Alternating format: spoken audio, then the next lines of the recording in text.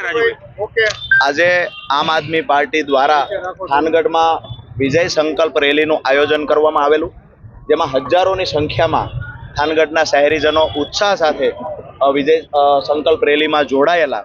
આમ તો સવારે બાઇક રેલી 9 વાગ્યાથી લઈ અને હતી, ત્યાર પછી ગોપાલભાઈ ઇટાલિયાની આગેવાનીમાં પદયાત્રાનું આયોજન કરવામાં આવ્યું. છેલ્લા 30 વર્ષથી ભાજપનું શાસન થાનગઢની અંદર છે.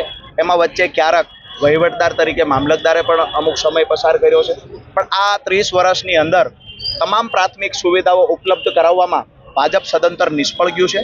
ભૂતકાળમાં ક્યારેય થાનગઢની ખરાબ હાલત નહોતી, એવી ખરાબ હાલત કરવાનું કોઈએ ગુનાહિત કૃત્ય કર્યું હોય તો ભ્રષ્ટ ભાજપના અહીંના સ્થાનિક નેતાઓએ કર્યું છે. ત્યારે આજે અમે થાનગઢની જનતાને અપીલ કરવા આવ્યા છીએ અને અમને પૂર્ણ વિશ્વાસ છે અમારા 28 ઉમેદવારો સંપૂર્ણ તાકાતથી મેદાનમાં ઉતરી રહ્યા છે. અમારા ઉમેદવારોને લાખો રૂપિયાની ઓફરો કરવામાં આવી છે.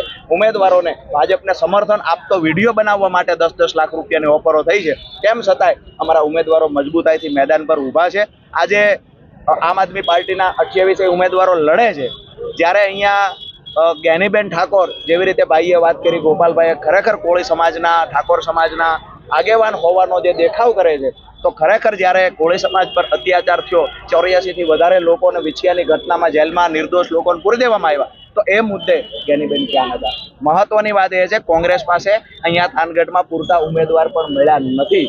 વાત કરીએ ભાજપની, તો સ્થાનિક એક પણ ચહેરો એવો નથી કે જેના મોઢાને નામે મત માંગી શકાય. એટલે બહારથી મંત્રીઓ, ધારાસભ્યોને દાડા ઉતારી આમ આદમી પાર્ટીથી ડરેલી ભાજપ બહારથી નેતાઓને રોજે રોજ ઉતારે છે. તમામ સમાજની અંદર કોઈને વાસણ લઈ દેતા હોય એવા મેસેજ મળે છે, કોઈ સમાજના આગેવાનોને બીજા લોલીપોપ આપે છે, સિરામિક ઉદ્યોગોવાળાને ક્યાંક ને ક્યાંક ધમકીઓ આપવાના પ્રયત્ન કરે છે. એટલે એન પ્રકારે ભાજપ આમ આદમી પાર્ટીથી ડરી ગયું છે અને આમ આદમી પાર્ટીની નગરપાલિકા થાનગઢની જનતા બનાવશે. 30 વર્ષ પછી થાનગઢમાં પરિવર્તન થવા જઈ રહ્યું છે.